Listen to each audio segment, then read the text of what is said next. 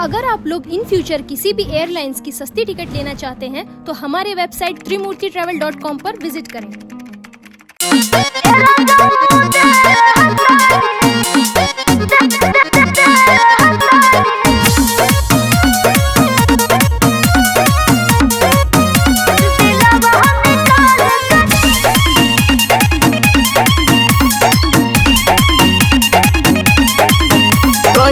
ले तो करबो इजहार हूँ हम सुने खाती बानी बेकरार हो। बोला कहिया ले तू करबो इजहार हूँ हम सुने खाती बानी बेकरार हो। कम बताई अपना धड़कन के हाल के हो सुना आजू के दिनावा सुहावन रतिया लुभावन हो। एरा जाऊ दे हतानी दिलवा निकाल के दिल में रखी हो संभाल के हो। एरा जाऊ दे हतानी दिलवा निकाल के दिल में रखी हो संभाल के हो।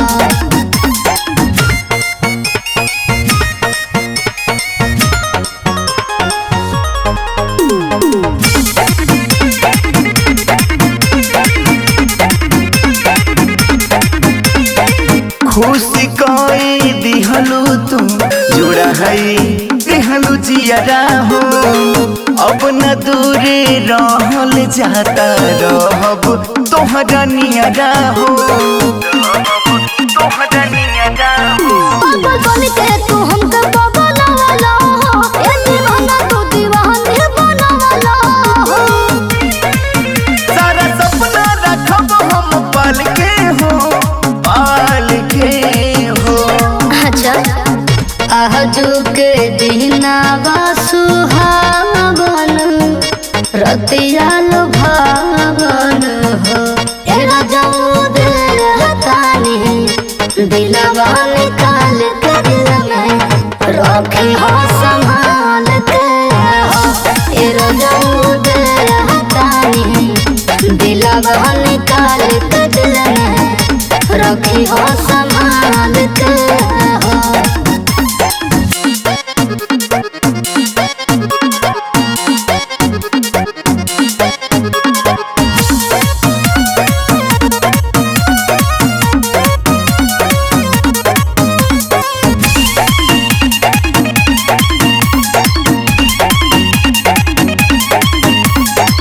चांद बन के चमकत रही हो दिल के आसमानवा में। फूल बन के महकत रही हो प्यार के भावनवा में। प्यार के भावनवा में रंग लगे दरू जहां सजा दो हो। हम सिरती राज का जगा दो हो। शायद तोहके कराइब नैनीताल के हो। नैनीताल के हो ठीक बा आजू के दिनावा सुहावन रतिया लुभावन हो। एरा जाऊ दे हतानी दिलवा निकाल के दिल में रखी हो संभाल के हो। एरा जाऊ दे हतानी दिलवा निकाल के दिल में रखी हो संभाल के